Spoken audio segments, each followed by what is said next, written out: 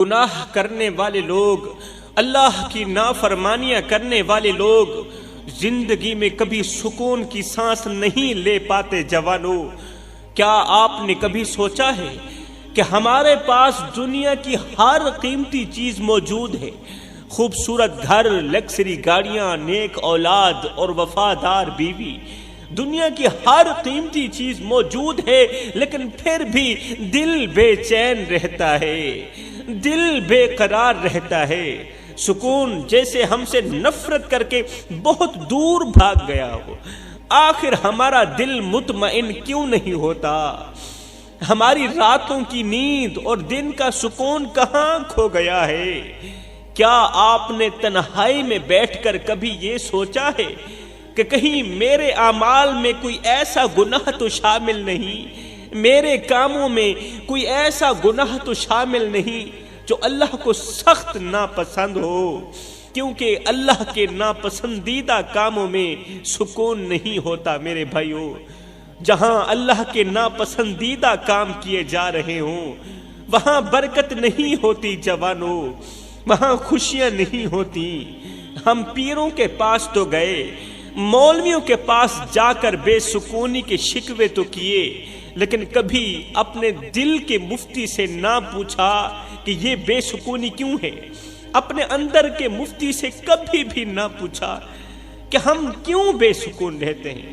ہم نے دنیا کے ہر دروازے پر دستک دی، ہر اچھے برے دروازے پر دستک دی، لیکن اپنے رب کے دروازے پر سچے دل سے رجوع نہ کیا۔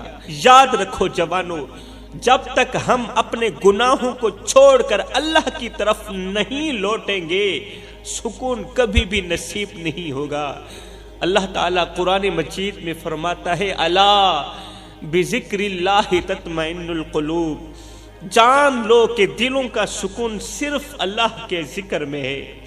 کسی نے کہا خوبصورت گاڑی خرید لو تمہیں سکون ملے گا۔ ہم نے خوبصورت گاڑی خرید لی لیکن پھر بھی سکون نہ ملا۔ کسی نے مشورہ دیا خوبصورت گھر بنا لو تمہیں سکون نصیب ہوگا۔ ہم نے شاندار گھر بنا لیا لیکن دل کی بے چینی وہیں کی وہیں رہ گئی۔ پھر کسی نے کہا خوبصورت عورت سے شادی کر لو، خوبصورت لڑکی سے شادی کر لو تمہیں لذت اور سکون ملے گا، تمہارے دل کو راحت ملے گی۔ ہم نے یہ بھی کر لیا لیکن سکون کا احساس پھر بھی نہ ہوا۔ زمین کا چپا چپا چھان مارا، دنیا کی ہر عیش و عشرت کو آزما لیا لیکن دل کی بے سکونی نے پیچھا نہ چھوڑا۔ ایک دن ہم مسجد کے قریب سے گزر رہے تھے، مسجد کے اندر جانے کا خیال تو دل میں نہ آیا۔ ہم نے مسجد کے اندر جانا تو گوارا نہ کیا، لیکن مسجد کے اندر سے ایک مولوی صاحب کی آواز سنائی دی۔ مولوی صاحب کہہ رہے تھے، اے بے سکون لوگو، سکون ڈھونڈنے والو، سکون کے متلاشیوں، سن لو، اللہ کا قرآن کہتا ہے، الا بذکر اللہ تطمئن القلوب، دلوں کا سکون تو فقط اللہ کے ذکر میں ہے میرے بھائیوں۔ جب تم اللہ کا ذکر کرو گے تو تمہارے دل کو سکون ملے گا، تمہارے دل کو راحت ملے گی، تمہارے دل کو اطمینان نصیب ہوگا۔ مولوی صاحب کی یہ آواز سن کر ایک لمحے کے لیے ہمارے قدم رک گئے۔ اب تو دل بھی گواہی دینے لگا، اب تو دل بھی گواہی دینے لگا کہ سکون کی چابی تو اللہ کی یاد میں ہے، سکون تو فقط اللہ کے ذکر میں ہے۔ میرے محترم بھائیوں، کیا آپ جانتے ہیں کہ 3 گناہ ایسے ہیں جو گھر سے برکت کو اٹھا لیتے ہیں اور دل کو بے سکون کرنے کا ذریعہ بن جاتے ہیں؟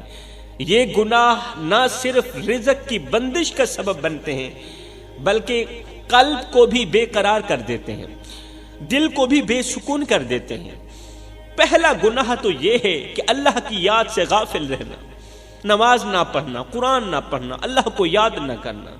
جب انسان اپنے رب کی یاد کو چھوڑ دیتا ہے تو دل سخت ہو جاتا ہے، پھر دل پتھر بن جاتا ہے، اور جب دل پتھر بن جاتا ہے تو پھر اللہ تعالیٰ دل سے سکون چھین لیتا ہے، قرار چھین لیتا ہے، اور یہ عمل گھر میں بے برکتی لاتا ہے۔ گھر میں بے برکتی لانے والا دل کو بے سکون کرنے والا پہلا گناہ تو یہ ہو گیا کہ اللہ کی یاد سے غافل رہنا۔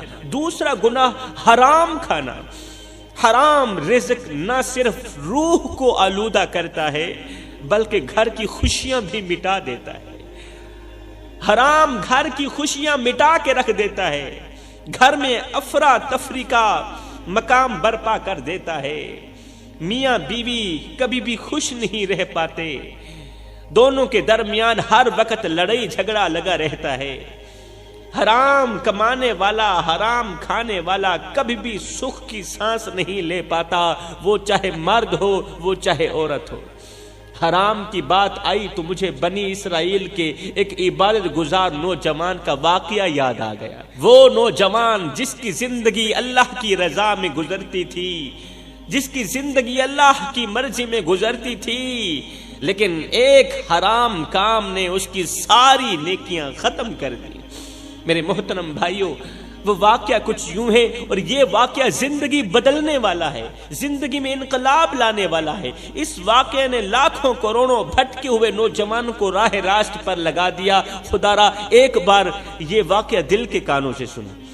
وہ واقعہ کچھ یوں ہے کہ بنی اسرائیل کا ایک نوجوان تھا جو لوگوں کے مقدر پڑھا کرتا تھا۔ اللہ نے اسے اپنی مخلوق کی خدمت کے لیے منتخب کر رکھا تھا۔ اللہ اکبر۔ اس کے دربار میں ہمیشہ مردوں اور عورتوں کا ہجوم لگا رہتا تھا۔ وہ بڑا ہی مشہور عبادت گزار تھا، نوجوان تھا۔ وہ دن رات آرام کیے بغیر، سوئے بغیر لوگوں کی خدمت میں مصروف رہتا تھا، بزی رہتا تھا۔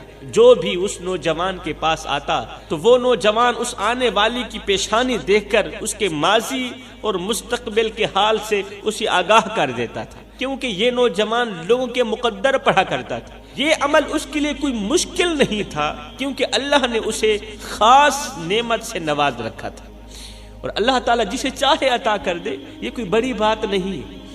اللہ نے اس نوجوان کی پھونک میں ایسی تاثیر رکھی تھی، ایسی تاثیر رکھی تھی کہ جہاں اس کی پھونک پڑتی تھی، جہاں اس نوجوان کا دم پڑتا تھا، وہاں بیماری کا خاتمہ ہو جاتا تھا، وہاں بیماری کا کوئی نام و نشان باقی نہیں رہتا تھا۔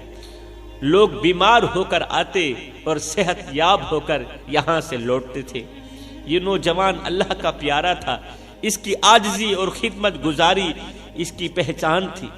ایک دن اس کی بوڑھی ماں نے نوجوان بیٹے سے کہا، بیٹے کبھی کبھار آرام بھی کر لیا کرو، یہ جسم بھی اللہ کی امانت ہے، اس جسم کو بھی سکون کی ضرورت ہوتی ہے، اس جسم کا حق مت مارو، کبھی کبھار سو بھی لیا کرو۔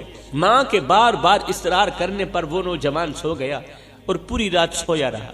رات گزر گئی، لیکن جب صبح ہوئی تو اچانک نوجوان نے ایک زوردار چیخ ماری، زوردار چیخ ماری۔ ماں گھبرا کر دوڑتی ہوئی بیٹے کے پاس پہنچی، دیکھا کہ بیٹا سجدے میں گر کر زاروں قطار رو رہا ہے۔ بیٹے کا سر سجدے میں ہے اور بیٹا زاروں قطار رو رہا ہے۔ ماں نے کانپتے دل کے ساتھ بیٹے کے سر کو اٹھایا، پریشانی سے پوچھا، بیٹے کیا ہوا، کیوں رو رہے ہو، تم نے چیخ کیوں ماری ہے؟ نوجوان نے آنسوں کے ساتھ بھرائی ہوئی آواز میں کہا، ماں میں تجھے کیا بتاؤں، میں تجھے کیا بتاؤں، جب میں دن رات انسانیت کی خدمت میں مصروف رہتا تھا، رات کو سوتا نہیں تھا، دن رات اللہ کی مخلوق کی خدمت میں مصروف رہتا تھا، اور جب تھکن سے میں بے حال ہو جاتا تھا، جب تھکاوٹ کی وجہ سے میرے اندر سے ایک آہ نکلتی تھی، تو ادھر سے میرے اندر سے تھکاوٹ کی وجہ سے ایک آہ نکلتی، ادھر سے میرا اللہ کہتا، میرے بندے بتا تیرا کیا حال ہے، میرے بندے آج تو تھک نہیں گیا میری مخلوق کی خدمت کرتے کرتے۔ جیسے ہی میرے اندر سے آہ نکلتی، جب میں سوتا نہیں تھا، دن رات خدا تعالی کی مخلوق کی خدمت کرتا رہتا تھا، تھکاوٹ کی وجہ سے میرے اندر سے ایک آہ نکلتی تو ادھر سے آواز آتی، میرے بندے بتا تیرا کیا حال ہے، میرے بندے سنا تیرا کیا حال ہے۔ ماں وہ ایک جملہ کہ میرے بندے سنا تیرا کیا حال ہے، یہ جملہ میری تمام تھکاوٹ کو ختم کر دیتا تھا، میرے دل کو سکون آ جاتا تھا، اور میں پھر سے کام میں لگ جاتا تھا، پھر سے خدا تعالی کی مخلوق کی خدمت میں لگ جاتا تھا۔ لیکن ماں آج پوری رات میں سویا رہا، تیرے کہنے کی وجہ سے میں پوری رات سویا رہا۔ آج نہ تو کوئی تھکاوٹ ہوئی، نہ آہ نکلی، نہ میرا رب بولا، اور نہ ہی رب نے پوچھا کہ میرے بندے سنا تیرا کیا حال ہے۔ ماں وہ آواز سننے کے لیے میں ترس رہا ہوں۔ یہ کہتے ہوئے نوجوان کی آنکھوں سے آنسو رکنے کا نام نہیں لے رہے تھے۔ وقت گزرتا گیا، جوانوں وقت گزرتا گیا، اور عبادت گزار نوجوان کی زندگی میں ایک ایسا وقت بھی آیا کہ جب شیطان نے اس کے دل میں تکبر کا بیج بو دیا۔ شیطان نے عبادت گزار نوجوان کے دل میں تکبر کا بیج بو دیا۔ وہ نوجوان ایک دن بیٹھا بیٹھا سوچنے لگا کہ میں کتنا بڑا انسان ہوں، میری کتنی عزت ہے، کتنی عزت ہے میری۔ عورتیں اور مرد میرے دروازے پر چل کر آتے ہیں اور مجھے کسی کے دروازے پر جانے کی ضرورت نہیں پڑتی۔ میرے محترم بھائیوں، تکبر انسان کے دل کو اس طرح کھاتا ہے جیسے آگ لکڑیوں کو جلا کر خاک کر دیتی ہے۔ اب تکبر اس نوجوان کی نیکیوں کو آہستہ آہستہ ختم کرنے لگا۔ عبادت کا تکبر، عبادت کی میں، جیسے ہی میں اس نوجوان کے اندر آئی نا، تو نوجوان کی نیکیوں کو یہ تکبر آہستہ آہستہ ختم کرنے لگا۔ جو عاجزی کبھی اس کے کردار کا حصہ تھی، وہ عاجزی اب تکبر کی وجہ سے مٹنے لگی۔ اس کی نیکیاں جن پر وہ فخر کرتا تھا، آج وہ نیکیاں غرور کے سبب برباد ہونے لگی۔ اب تکبر نے اس نوجوان کی نیکیوں کو آہستہ آہستہ کھانا شروع کر دیا۔ ایک دن کا واقعہ ہے کہ ایک دن حسن کی ملکہ جیسی ایک شہزادی، جو اپنے مقدر کا ستارہ غروب ہونے اور مستقبل کے بارے میں جاننے کے لیے بے چین تھی، وہ خوبصورت لڑکی اس نوجوان کے دربار میں حاضر ہوئی۔ اپنے مقدر کے بارے میں جاننے کے لیے اس نوجوان کے دربار میں ایک خوبصورت لڑکی حاضر ہوئی۔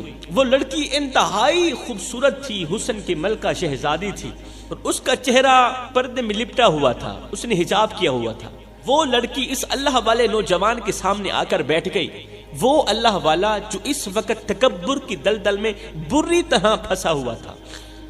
لڑکی نے سامنے بیٹھ کر کہا کہ میں اپنے مقدر کے بارے میں جاننا چاہتی ہوں۔ نوجوان نے لڑکی کو دیکھا اور کہا تمہارا مقدر پڑھنے کے لیے تمہیں تمہاری پیشانی سے کپڑا ہٹانا ہوگا۔ لڑکی نے جھجکتے ہوئے اپنی پیشانی سے کپڑا ہٹایا۔ جیسے ہی راہب نوجوان کی نظر اس لڑکی کی پیشانی پر پڑی تو وہ اس کے حسن کو دیکھتے ہی دنگ رہ گیا، حیران رہ گیا۔ ساتھ میں شیطان بیٹھا تھا۔ شیطان نے اس موقع سے فائدہ اٹھاتے ہوئے نوجوان کی آنکھوں پر غفلت کے پردے ڈال دیے۔ اب نوجوان سوچنے لگا کہ جس کی پیشانی اتنی حسین ہے اس کا چہرہ کتنا حسین ہوگا، جس کی پیشانی اتنی خوبصورت ہے اس کا چہرہ کتنا خوبصورت ہوگا، اس کا بدن کتنا دلکش ہوگا۔ اب نوجوان کے دل میں شیطان کے وسوسے گھر کرنے لگے۔ وہ نوجوان لڑکی کے حسن کو تکتا رہا، نظریں ہٹا ہی نہیں رہا تھا۔ ایک لمحہ گزر گیا، پھر گھنٹہ گزر گیا، پھر 2 گھنٹے بیت گئے، مگر وہ نوجوان ہوش میں نہ آیا۔ اس قدر لڑکی کے حسن کی دلدل میں پھنسا۔ پہلے تو وہ تکبر کی دلدل میں پھنسا ہوا تھا، اب تکبر اسے کچھ دکھا رہا تھا کہ جو لوگ مجھے اپناتے ہیں نا، پھر میں ان کو کس طرح تباہ و برباد کرتا ہوں۔ تکبر اسے کچھ دکھانا چاہتا تھا۔ پہلے تو وہ تکبر کی دلدل میں پھنسا ہوا تھا، اب وہ لڑکی کے عشق میں پھنس گیا۔ وہ نوجوان ہوش میں نہ آیا، وہ اپنی عاجزی اور نیکی کی راہ سے دور ہو کر حسن کی دلدل میں پھنستا چلا جا رہا تھا۔ لڑکی کو دیکھتے دیکھتے وہ نوجوان بے ساختہ کہنے لگا، یا اللہ، میں نے اپنی پوری زندگی تیری انسانیت کی خدمت میں گزاری ہے، میں نے تجھ سے کبھی کچھ نہیں مانگا۔ راتوں کی تنہائیوں میں اٹھ اٹھ کر میں تجھے سجدے کرتا رہا، میں نے تجھے کچھ نہیں مانگا۔ اللہ، دن رات ایک کر کے میں دن کو روزہ رکھتا ہوں، پوری پوری رات تیری عبادت کرتا ہوں، میں نے تجھ سے کبھی کچھ نہیں مانگا۔ اللہ، پوری رات پورا دن میں تیری مخلوق کی خدمت کرتا ہوں، میں نے تجھ سے کچھ نہیں مانگا، لیکن آج میری خالی جھولی بھرنے کا وقت آ گیا ہے، آج میرا خالی دامن بھرنے کا وقت آ گیا ہے۔ اے میرے رب، مجھے مایوس مت کرنا، پچھلے 200 سال کی خدمت کا اجر مجھے اسی خوبصورت لڑکی کے روپ میں دے دے۔ پچھلے 200 سال کی خدمت کی جو جزا ہے نا، مجھے اسی خوبصورت لڑکی کے روپ میں اسی دنیا میں ہی دے دے۔ جو قیامت کے دن اجر دینا ہے نا، وہ دنیا میں ہی دے دے۔ اس لڑکی کو میرا نصیب بنا دے۔ اے اللہ، میں تجھ سے اپنی عبادت کا اجر مانگ رہا ہوں، مجھے یہ اجر دے دینا۔ میں اسے ہر حال میں حاصل کرنا چاہتا ہوں، میں اس سے لذت اٹھانا چاہتا ہوں۔ نوجوان اس طرح کی باتیں کر ہی رہا تھا کہ اتنے میں رحمان کی طرف سے آواز آئی، اے بندے، او میرے بندے، تجھے کیا ہو گیا ہے؟ اس سے کہیں زیادہ خوبصورت جنت کی حوریں تیری منتظر بیٹھی ہیں، تجھے کیا ہو گیا ہے؟ اس سے کہیں زیادہ خوبصورت جنت کی حوریں تیری منتظر ہیں، جنہیں میں نے تیرے لیے محفوظ کر رکھا ہے۔ ادھر سے اللہ نے آواز دی، ادھر سے شیطان نے فوراً وسوسہ ڈالا، نہیں اے نوجوان، یہی تو وہ جنت کی حور ہے جو چل کر خود تیرے پاس آئی ہے، جلدی کر اسے حاصل کر۔ نوجوان دل میں کشمکش کا شکار ہوا، لیکن شیطان کے وسوسے غالب آ گئے۔ جب ایمان کمزور ہو جاتا ہے، پھر شیطان کا ہر چھوٹا بڑا وسوسہ انسان پر غالب آ ہی جاتا ہے۔ آخر کار وہ نوجوان شیطان کے پھندے میں آ ہی گیا اور اپنی خواہش کی دلدل میں گر کر اپنا مقصد زندگی بھول بیٹھا۔ اب اس عبادت گزار نوجوان نے کیا کیا، لڑکی سے اس کے گھر کا پتہ پوچھا۔ یہ لڑکی تو وہاں سے چلی گئی، خوبصورت لڑکی اس کے دربار سے اٹھ کر چلی گئی، لیکن نوجوان اب دیوانہ بن چکا تھا، عبادت گزار اب دیوانہ بن چکا تھا، اب اپنا آستانہ بھول گیا، اللہ کی مخلوق کی خدمت بھول گیا، لڑکی کے عشق میں فنا ہو کر انسانیت کی ہمدردی بھول گیا، سب کچھ پسے پشت ڈال کر بس ایک ہی چیز رہ گئی تھی، اور وہ تھی اس لڑکی کو حاصل کرنا۔ نوجوان اپنے آستانے کو چھوڑ کر، سب لوگوں کو چھوڑ کر اس خوبصورت لڑکی کے پیچھے چل پڑا۔ چلتے چلتے لڑکی کے گھر پہنچا۔ جب رشتے کی بات کی تو رشتہ طے بھی ہو گیا، لیکن لڑکی کے گھر والوں نے ایک شرط رکھی۔ لڑکی کے گھر والوں نے کہا کہ ہمارا دستور ہے کہ دولہا اس وقت تک دلہن کے پاس نہیں جاتا جب تک وہ سور کا گوشت نہیں کھاتا۔ دولہا اس وقت تک دلہن کے پاس نہیں جاتا، ہمارا رواج ہے، ہمارا دستور ہے، جب تک وہ سور کا گوشت نہیں کھاتا۔ اگر تم ہماری بیٹی سے شادی کرنا چاہتے ہو، اسے دلہن بنانا چاہتے ہو، تو پھر تمہیں سور کا گوشت کھانا پڑے گا۔ یہ سنتے ہی نوجوان نے کہا، مجھے منظور ہے، جلدی کرو، میری اس سے شادی کرو۔ وہ دل ہی دل میں سوچنے لگا، یہاں کون دیکھ رہا ہے، سور کا گوشت کھا لیتا ہوں، صبح عبادت خانے میں جا کر توبہ کر لوں گا۔ قصہ مختصر میرے بھائیوں، اس نوجوان نے اس حرام جانور کا گوشت کھا لیا اور لڑکی سے شادی کر کے اسے اپنے گھر لے آیا۔ شادی کے دوسرے دن عبادت خانے میں عورتوں کا ہجوم تھا، لیکن حرام جانور کا گوشت کھانے کی وجہ سے نوجوان کی آنکھوں سے حیا ختم ہو چکی تھی۔ حرام گوشت کی وجہ سے نوجوان کی آنکھوں سے حیا ختم ہو چکی تھی، غیرت کا جنازہ نکل چکا تھا۔ اس حرام گوشت نے اس کے دل و دماغ پر ایسا اثر ڈالا کہ اب ہر عورت اسے اپنی ہی بیوی نظر آنے لگی۔ جب انسان شراب پیتا ہے نا، تو وہ بھی ماں اور بہن کے درمیان فرق نہیں کر پاتا، بہن اور بیٹی کے درمیان، بیوی اور بہن کے درمیان فرق نہیں کر پاتا۔ اس حرام گوشت نے اس کے دل و دماغ پر ایسا اثر چھوڑا کہ اب ہر ایک عورت اسے اپنی ہی بیوی نظر آنے لگی۔ یہاں پر میں آپ کو تھوڑا سا اس جانور کے بارے میں بتاتا ہوں کہ اس کا گوشت کیوں حرام ہے اور یہ گوشت اس قدر نقصان دہ کیوں ہے۔ سور کا گوشت اسلام میں حرام اس لیے قرار دیا گیا ہے کیونکہ یہ اللہ تعالیٰ کے حکم کی خلاف ورزی ہے۔ اللہ تعالیٰ نے اس گوشت کو ناپسند کیا ہے، اور آج کی سائنس بھی اس بات کی تصدیق کر چکی ہے کہ اس جانور کا گوشت بیماریوں کا سبب بنتا ہے، کیونکہ اس کے جسم میں زہریلے مادے جمع ہوتے ہیں، زہریلے مادے جو انسان کی صحت کو نقصان پہنچاتے ہیں۔ اب اس کے کھانے سے انسان بے حیا کیوں بن جاتا ہے، انسان بے غیرت کیوں بن جاتا ہے؟ حیا کا جنازہ کیوں نکل جاتا ہے؟ اس کی وجہ یہ ہے، وہ اس لیے کہ یہ جانور اپنی خوراک کے لیے ناپاک چیزیں استعمال کرتا ہے۔ جب اسے بھوک لگتی ہے نا، سور کو جب بھوک لگتی ہے تو یہ ناپاک چیزیں کھاتا ہے۔ کچھ لوگ تو کہتے ہیں کہ یہ اپنا فضلہ خود کھاتا ہے، مطلب مردار چیزیں کھاتا ہے۔ اور قرآن پاک میں اللہ تعالیٰ نے واضح طور پر فرمایا کہ حرام چیزیں انسان کی روح اور جسم دونوں کے لیے نقصان دہ ہوتی ہیں۔ حرام چیزیں انسان کی روح کے لیے بھی نقصان دہ اور انسان کی باڈی کے لیے بھی نقصان دہ ہوتی ہے۔ یہ جانور جہاں کہیں بھی رہے گا وہاں رحمت کے فرشتے نہیں ہیں۔ یہ جانور جہاں بھی رہتا ہے وہاں فرشتے نہیں آتے، اور اسی وجہ سے دوسرے جانور اس جانور سے سخت نفرت کرتے ہیں۔ یہ جانور جہاں بھی رہتا ہے اکیلا ہی رہتا ہے۔ قصہ مختصر جوانوں، اس حرام گوشت نے نوجوان کے دل و دماغ پر ایسا اثر چھوڑا کہ اب ہر ایک عورت اسے اپنی ہی بیوی نظر آنے لگی۔ افسوس، حیا اور تقوی جو کبھی اس کی پہچان تھے وہ سب ختم ہو چکے تھے۔ وہ نوجوان جو کبھی اللہ کی مخلوق کے لیے مشعل راہ تھا، آج اپنی خواہشات کا غلام بن کر رہ گیا تھا۔ آگے سنیے کہ آگے کیا ہوتا ہے میرے بھائیوں۔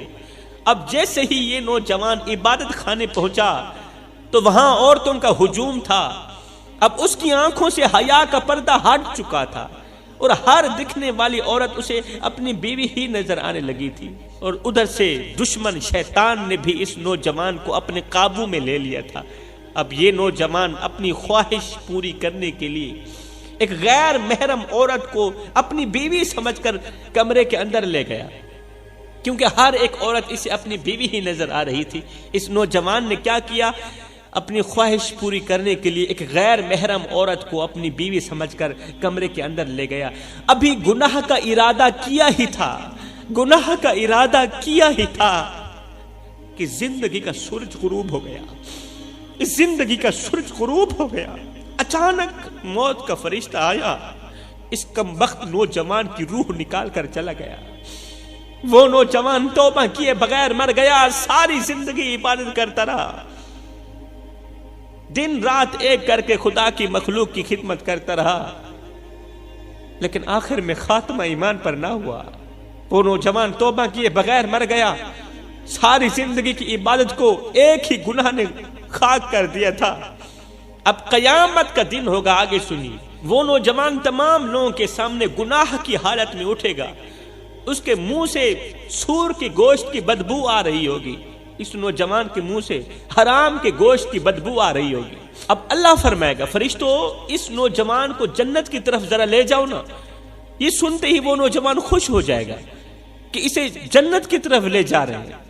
وہ نوجوان جنت کی حوروں کو دیکھے گا جو بے حد حسین ہوں گی، خوبصورت ہوں گی، تو اللہ تعالیٰ فرمائے گا، اے بندے، یہ وہی حوریں ہیں، یہ وہی حوریں ہیں جن کے بارے میں ہم نے تجھے دنیا میں آواز دی تھی کہ اے نوجوان، تیرے لیے جنت کی حوریں منتظر بیٹھی، لیکن افسوس کہ تو شیطان کے ہتھے چڑھ گیا اور شیطان والی حور کو قبول کر بیٹھا۔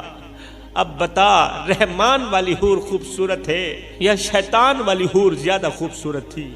اب یہ نوجوان ندامت اور شرمندگی سے یہ کہے گا کہ اے میرے رب، بتا تو صحیح، آخر میں نے کون سا ایسا گناہ کیا تھا؟ اس ایک گناہ کی وجہ سے میری تمام عبادت گناہوں میں بدل گئی اور میرا عروج زوال میں بدل گیا۔ اللہ فرمائے گا، تیرا گناہ یہ ہے کہ تو نے وہ کھایا جو مجھے پسند نہیں تھا، وہ سور کا گوشت جسے میں نے حرام کر دیا تھا۔ تو نے سور کے گوشت کو اپنے نفس کی خواہش کے لیے قبول کر لیا، اور اس ایک گناہ نے تیری تمام نیکی کو مٹا کے رکھ دیا، اس لیے کہ تو بغیر توبہ کے مر گیا۔ میرے محترم بھائیوں، میں آپ سے ایک سوال کرنا چاہتا ہوں، پوچھنا چاہتا ہوں، کیا آپ نے غور کیا کہ اس نوجوان نے صرف ایک ہی گناہ کیا تھا، صرف ایک بار حرام کھایا تھا، وہ بھی زندگی بھر کی عبادت کے بعد ایک بار حرام کھایا تھا، لیکن وہ ایک گناہ جو اللہ تعالیٰ کا سخت ناپسندیدہ تھا، اس کی تمام عبادات کو ضائع کر گیا۔ وہ ایک گناہ جو اللہ تعالیٰ کا سخت ناپسندیدہ تھا، اس کی تمام عبادات کو ضائع کر گیا۔ اس کی پوری زندگی کی نیکیاں اس ایک گناہ کے بوجھ تلے دب کے رہ گئی اور وہ ہمیشہ کے لیے جہنم واصل ہو گئے، بغیر توبہ کے مر گیا، خاتمہ ایمان پر نہ ہوا۔ ہمیں ایک لمحے کے لیے رک کر یہاں سوچنا چاہیے کہ ہم نے کتنی مرتبہ حرام کھایا ہے، چاہے وہ کھانے میں ہو، چاہے وہ حرام کھانے میں ہو، کاروبار میں ہو یا کسی اور ذریعہ میں ہو، ہم نے کتنی مرتبہ حرام کھایا ہے۔ میں کسی ایک کی بات نہیں کر رہا، نہ اپنی بات کر رہا ہوں اور نہ ہی آپ لوگوں کی بات کر رہا ہوں، بلکہ میں ان لوگوں کی بات کر رہا ہوں جو صبح و شام اللہ کی نافرمانیاں کرتے ہیں، حرام کھاتے ہیں، حرام کاروبار کرتے ہیں اور اپنے بچوں کو بھی حرام کھلاتے ہیں۔ میرے بھائیوں ذرا غور کرو، ایسے لوگ کیا کبھی سکون کی سانس لے سکتے ہیں؟ ایسے لوگ کیا کبھی سکون سے جی سکتے ہیں؟ کبھی نہیں۔ کیا کبھی ان کے دل کو سکون مل سکتا ہے؟ کبھی نہیں۔ حرام رزق انسان کی روح، دل اور جسم پر ایک ایسا بوجھ ڈال دیتا ہے جو اسے ہمیشہ کے لیے بے سکون کر دیتا ہے۔ اللہ کی نافرمانی میں جو لذت محسوس ہوتی ہے وہ وقتی طور پر ہے، لیکن اس کا عذاب دائمی ہے، اس کا عذاب نہ ختم ہونے والا ہے۔ گھر میں بے برکتی لانے اور دل کو بے سکون کرنے والا جو تیسرا گناہ ہے وہ ہے جھوٹ اور دھوکہ دہی۔ جب گھر میں جھوٹ کا بول بالا ہوگا، جب معاملات میں دھوکہ دہی شامل ہوگی اور جب زبان سچ کے بجائے جھوٹ بولنے کی عادی ہو جائے گی تو اس کا اثر نہ صرف دلوں پر ہوگا بلکہ رزق پر بھی ہوگا۔ اللہ اکبر، غور کیا نا؟ جب گھر میں جھوٹ کا بول بالا ہو، جب معاملات میں دھوکہ دہی شامل ہو اور جب زبان سچ کے بجائے جھوٹ بولنے کی عادی ہو جائے تو اس کا اثر نہ صرف دلوں پر ہوتا ہے بلکہ رزق پر بھی ہوتا ہے۔ جھوٹ اور دھوکہ انسان کی روح کو آلودہ کر دیتے، گندا کر دیتے، گھر کے سکون کو چھین لیتے ہیں یہ گناہ، اور اللہ کی رحمت کو دور کر دیتے ہیں یہ گناہ۔ میرے کریم نبی نے فرمایا جھوٹ تباہی کی طرف لے جاتا ہے، بربادی کی طرف لے جاتا ہے، اور تباہی انسان کو جہنم تک پہنچا دیتی ہے۔ جھوٹ ایک ایسی بیماری ہے جو نہ صرف انسان کی عزت کو ختم کر دیتی ہے بلکہ اس کے رزق سے برکت کو بھی اٹھا لیتی ہے۔ ایسے گھر جہاں جھوٹ بولا جاتا ہو وہاں برکت نہیں رہتی اور سکون ہمیشہ کے لیے اس گھر سے ختم ہو جاتا ہے۔ اللہ ہمیں جھوٹ اور دھوکے سے بچنے کی توفیق عطا فرمائے، اللہ ہمیں سیدھی راہ پر چلائے، اللہ ہمیں نیک کام کرنے کی توفیق عطا فرمائے اور ان گناہوں سے سخت نفرت کرنے کی توفیق عطا فرمائے جو گناہ میرے اللہ کو بہت زیادہ ناپسند ہے۔ لاس اینجلس کے حالات اس وقت اس قدر خراب ہیں، اس قدر گھٹیا ترین ہیں کہ ہر طرف سے آگ ہی آگ نظر آ رہی ہے۔ میں کہتا ہوں آگ نہیں، اسے آگ نہیں کہوں گا، اسے عذاب کہوں گا۔ ہر طرف سے اللہ کا عذاب ہی عذاب نظر آ رہا ہے۔ ہائے، قیمتی سے قیمتی چیزیں، بلند عمارتیں، جدید ترین سہولتیں اور خوشنما مناظر سب کچھ آگ کے شعلوں میں لپٹ چکے ہیں میرے بھائیوں۔ سینکڑوں مربع کلومیٹر کا علاقہ اس آگ نے گھیر لیا ہے۔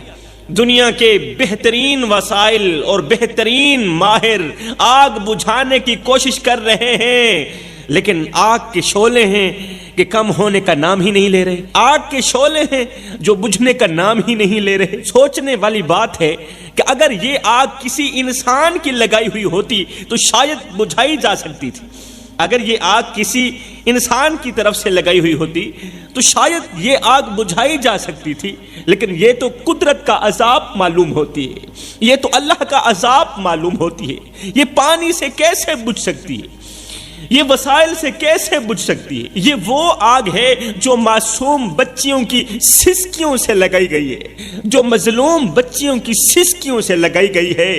یہ آگ تمہارے پانی سے بھلا کیسے بجھ سکتی ہے؟ یہ ان مظلوموں کی بد دعاؤں کا نتیجہ ہے جنہیں کسی نے بے وجہ ستایا، جن مظلوم بچیوں کو کسی نے بے وجہ ستایا، جن کے حقوق پامال کیے گئے، جنہیں بنا کسی جرم کے سولی پر چڑھا دیا گیا۔ یہ ان معصوم چہروں کی آنکھوں کا اثر ہے جنہیں بے دردی سے رلایا گیا، بے دردی سے تڑپایا گیا، ماؤں کی گودیں اجاڑ دی گئی، بچوں کو سینے سے چھین لیا گیا، بہنوں کے سہاگ لوٹے گئے اور خاندانوں کے خاندان خاک میں ملا دیے گئے۔ انہیں اپنے گھروں سے نکال کر گلیوں میں بے یار و مددگار چھوڑ دیا گیا، سڑکوں پر بے یار و مددگار چھوڑ دیا گیا۔ آج بھی وہ بے یار و مددگار بیٹھے ہیں، اللہ کے آسمان کے نیچے بیٹھے ہیں اور ہم سب سے مدد کی اپیل کر رہے ہیں، مگر ہم لوگ خاموش بیٹھے، ہم لوگ سوئے ہوئے ہیں، ہمارے کان ان کی بات سننا گوارا نہیں کر رہے، ان کی اپیل سننا، ان کی مدد کی فریادیں سننا گوارا نہیں کر رہے۔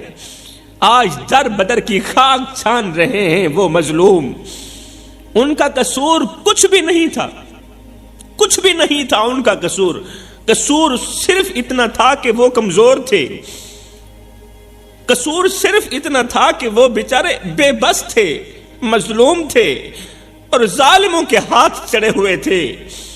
خدارا میرے بھائیوں، سب کچھ کرنا، مظلوم بن کر مرنا، ظالم بن کر نہ مرنا، مظلوم بن کر مرنا، ظالم بن کر نہ مرنا۔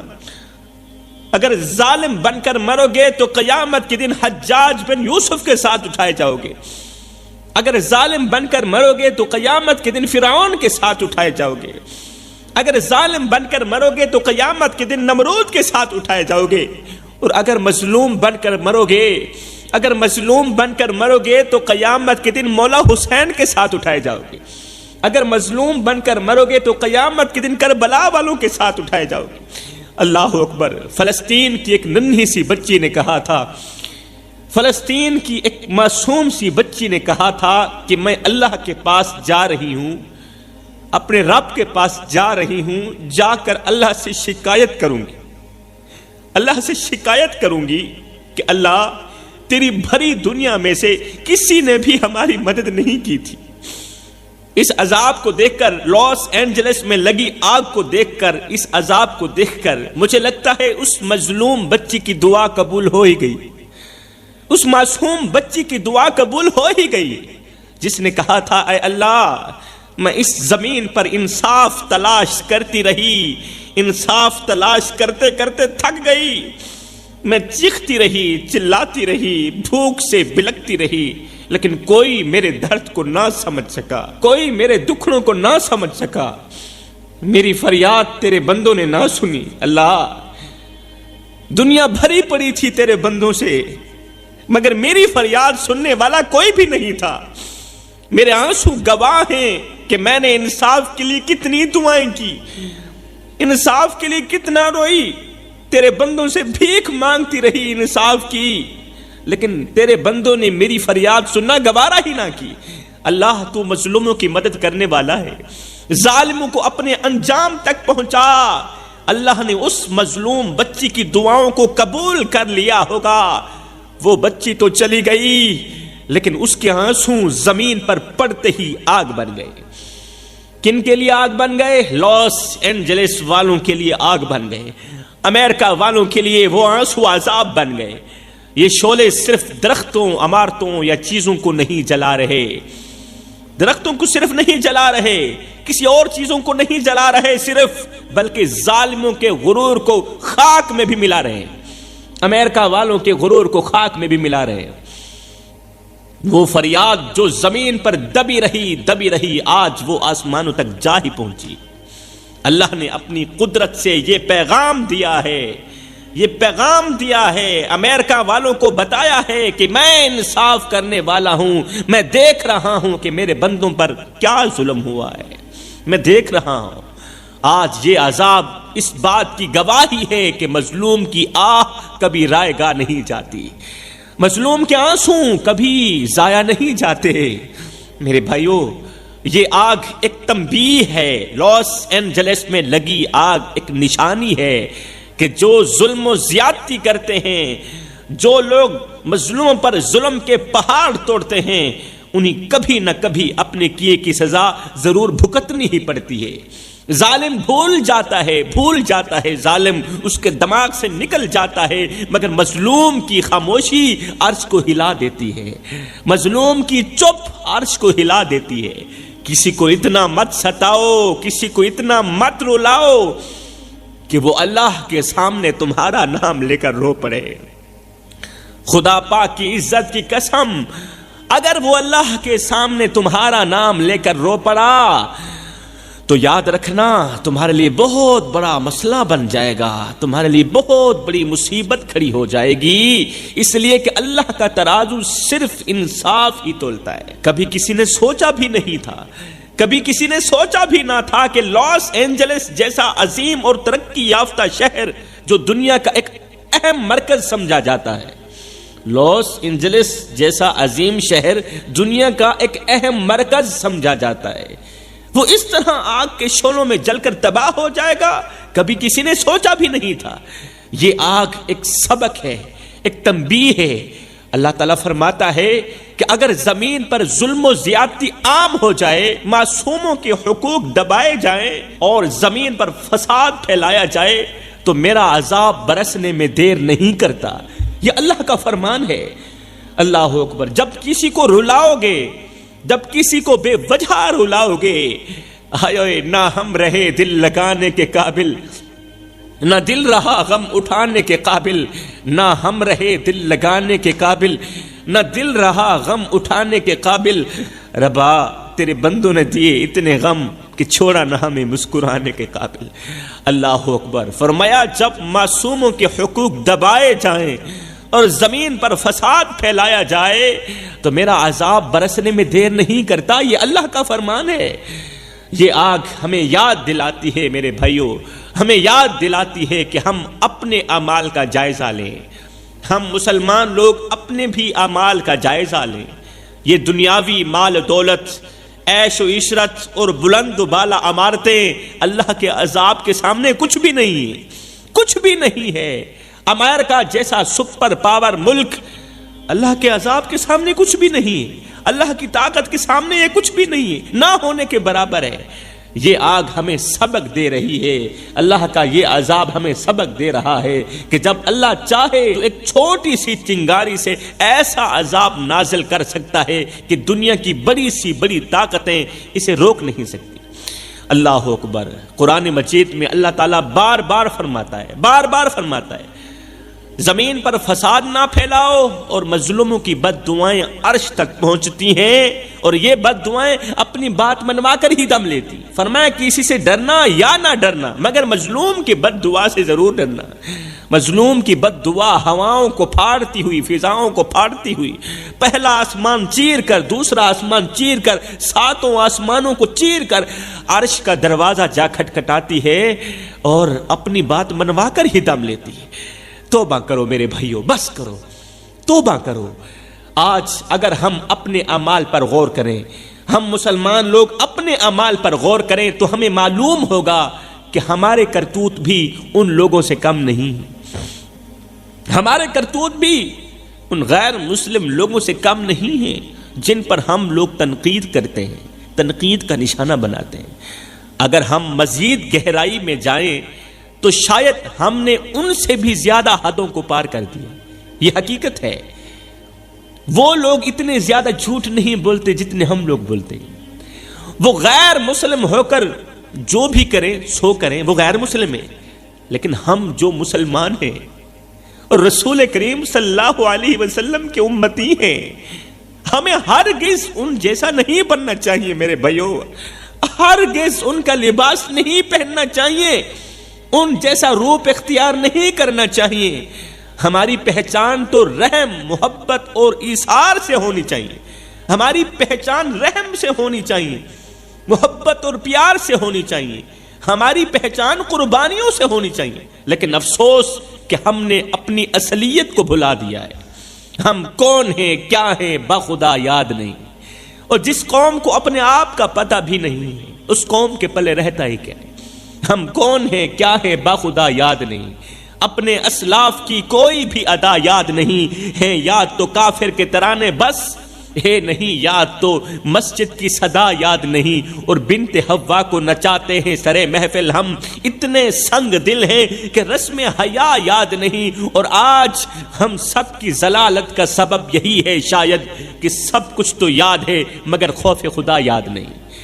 آج ہماری گلی میں اگر کوئی پڑوسی کسی مصیبت میں مبتلا ہو جائے، ہماری گلی میں اگر کوئی ہمارا رشتہ دار کسی مصیبت میں مبتلا ہو جائے، تو ہم بجائے اس کی مدد کرنے کے، اس کا ساتھ دینے کے، اس کا ہاتھ تھامنے کے بجائے اس کا دکھ بانٹنے کے، الٹا اس پر طنز کرنے لگ جاتے ہیں، الٹا اس پر مذاق کرتے ہیں، طنز کرتے ہیں، ہنستے ہیں اور طرح طرح کی مذاقیں بناتے ہیں، کہتے ہیں آ گیا ہے نا پکڑ میں، آ گیا ہے نا وٹ میں۔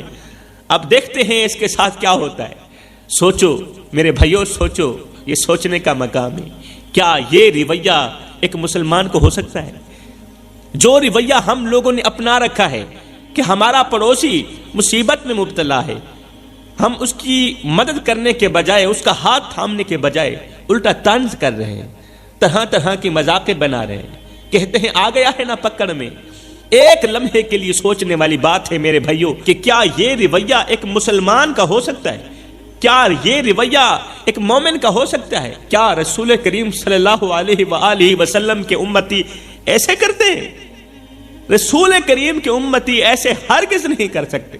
ہمارے نبی تو وہ ہستی ہیں جنہوں نے ہمیشہ کے لیے دوسروں کے دکھوں کو اپنے دکھ سمجھے، دوسروں کے دکھ کو اپنا دکھ سمجھا، دوسروں کے دردوں کو اپنے درد سمجھے، دوسروں کی پریشانیوں کو اپنی پریشانیاں سمجھی۔ یہاں تک کہ وہ لوگ بھی جو آپ پر ظلم کرتے تھے، آپ کے خلاف باتیں کرتے تھے، آپ ان کے لیے بھی دعائیں کرتے تھے۔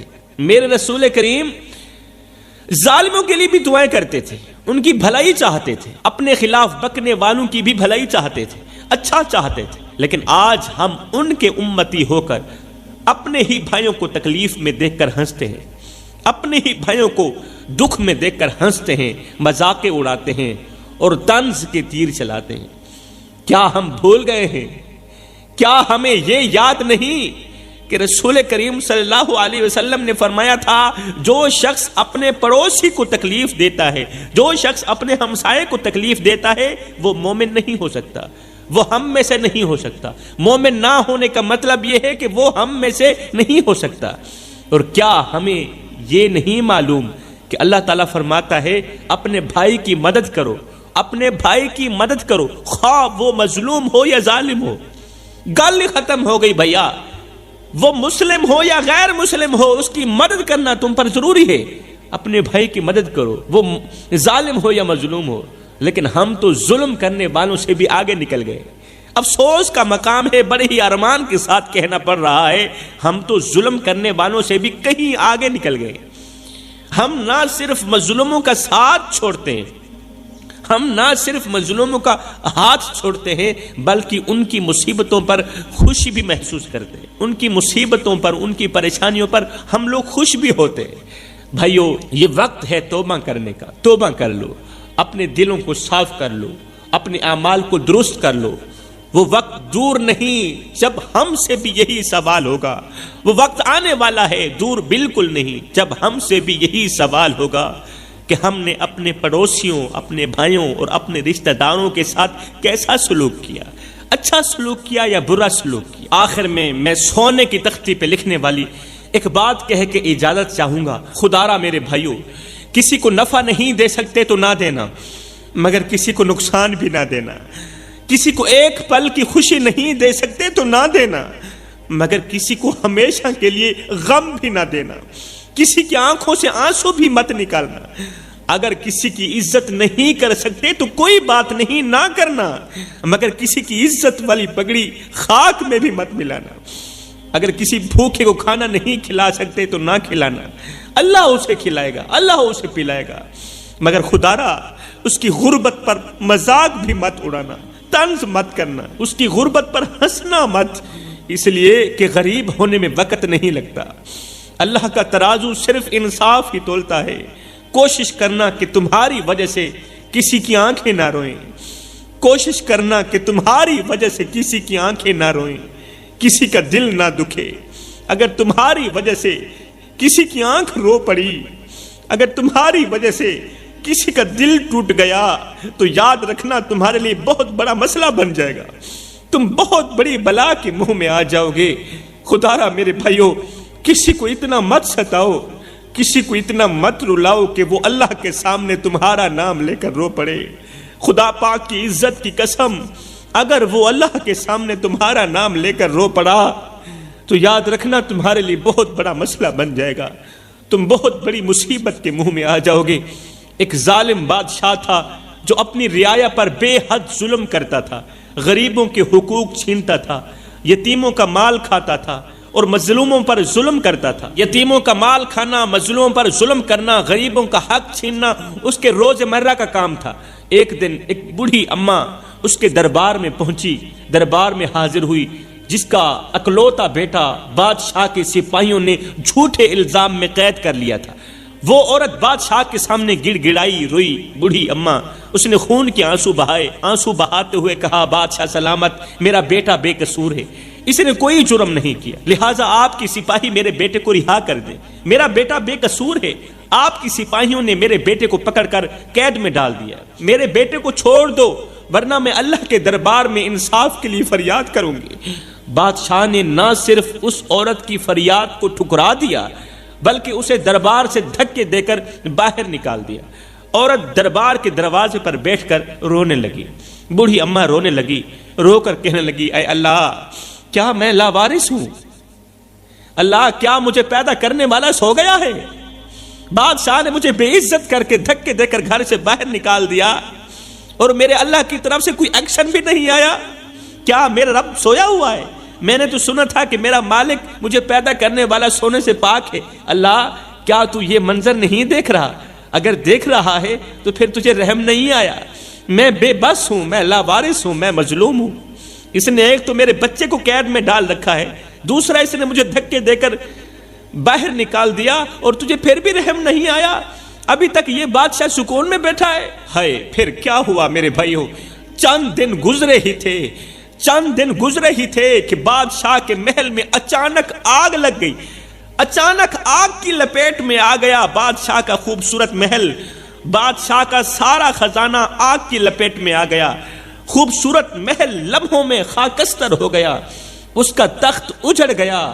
وہی بادشاہ جو کبھی سب سے بڑا طاقتور تھا آج گلیوں میں ایک بھکاری کی طرح زندگی گزارنے پر مجبور ہو گیا تھا، کیونکہ اللہ کی لاٹھی بے آواز ہے۔ وہ بادشاہ جو کبھی سب سے بڑا طاقتور تھا آج گلیوں میں ایک بھکاری کی طرح زندگی گزارنے پر مجبور ہو گیا۔ جب وہ بھیک مانگتا تھا تو ایک جملہ بولتا تھا، کہتا تھا، سب کچھ کرنا، کسی کی آنکھوں سے آنسو مت نکالنا، سب کچھ کرنا، کسی کا حق مت مارنا، کسی مظلوم پر ظلم مت کرنا، اگر کرو گے تو یاد رکھنا تمہارا حشر بھی ایسے ہی ہوگا جیسے آج میرے ساتھ ہو رہا ہے۔ یہ واقعہ ہمیں سبق دیتا ہے کہ جو کسی کو تکلیف دیتے ہیں وہ زندگی میں کبھی بھی سکون کی سانس نہیں لے پاتے۔ جو کسی کو تکلیف دیتے ہیں نا، جو کسی کو درد دیتے ہیں نا، جو کسی کا جینا حرام کرتے ہیں نا، وہ لوگ زندگی میں کبھی بھی سکون کی سانس نہیں لے پاتے، سکون کی سانس لینے کے لیے ترستے رہتے ہیں۔ اللہ کے عدل سے وہ کبھی بچ نہیں سکتے۔ اگر ہم آج کی دنیا کی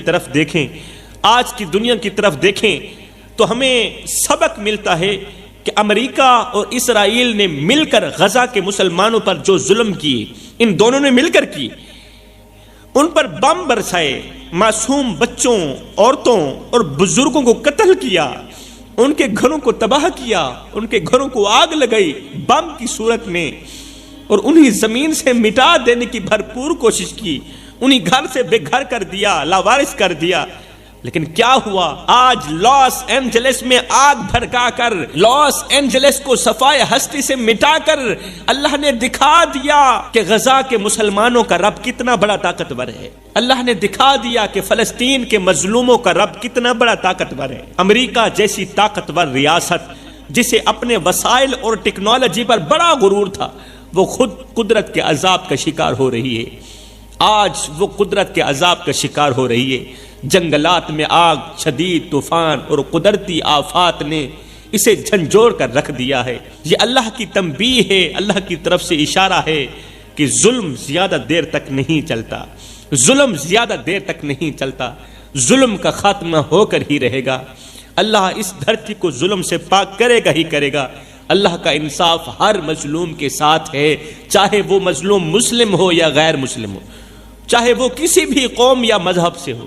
دنیا والوں کو یہ سمجھ لینا چاہیے، جان لینا چاہیے کہ کسی پر ظلم کرنے والا چاہے مسلم ہو یا غیر مسلم ہو، کبھی بھی سکون کی زندگی، سکون کی سانس نہیں لے سکتا، کبھی بھی سکون کی زندگی نہیں گزار سکتا۔ میرے بھائیو، یہ وقت ہے توبہ کرنے کا، اپنے ناراض رب کو منانے کا، اس رب کو منانے کا جس نے ہمیں پیدا کیا، ہمیں زندگی دی اور ہمارے ہر قدم پر ہماری مدد کی۔ وہ رب جو ہم سے بے انتہا محبت کرتا ہے، جو ہماری بڑی سی بڑی خطا پر بھی اپنی رحمت کے دروازے بند نہیں کرتا، بڑے سے بڑے گناہ پر بھی اپنی رحمت کے دروازے بند نہیں کرتا، کھول کے رکھتا ہے، جو کہتا ہے تم میری طرف 1 قدم بڑھاؤ، میں رب تمہاری طرف 10 قدم بڑھاؤں گا۔ اللہ اکبر۔ سوچو، وہ رب جو ہمیں دن رات دیکھتا ہے، ہماری ضرورتوں کو پورا کرتا ہے، ہمارے دل کی دعائیں سنتا ہے، وہ ہم سے ناراض کیسے ہو سکتا ہے؟ کیا یہ ہم ہی نہیں ہیں؟ کیا یہ ہم نہیں ہیں جو گناہوں میں ڈوب کر اس کی رحمت کو بھول جاتے ہیں؟ لیکن پھر بھی وہ رب ہمیں معاف کرنے کے لیے تیار رہتا ہے، اس کی رحمت بڑھ چڑھ کے ہمارا انتظار کر رہی ہے کہ شاید ہم توبہ کر لیں، شاید ہم پلٹ آئیں۔ یہ وقت ہے اپنے رب کے سامنے جھکنے کا میرے بھائیوں، اپنے گناہوں سے معافی مانگنے کا، گناہوں کی معافی مانگنے کا وقت ہے، اللہ کے قریب آنے کا وقت ہے۔ یاد رکھو، جو اللہ سے محبت کرتا ہے اللہ اسے دنیا و آخرت دونوں میں سرخرو کر دیتا ہے۔ جو اللہ سے پیار کرتا ہے، میں دعا کرتا ہوں اللہ ہمیں جلد از جلد گناہوں سے توبہ کرنے کی توفیق عطا فرما۔ اللہ ہم سب کو نیک بنا دے، ہم سب کو ایک بنا دے، ہم سب کو وہ نیک کام کرا دے جس پر تو بھی راضی ہو جائے، تیرا حبیب بھی راضی ہو جائے۔ آمین ثم آمین۔ وما علینا الا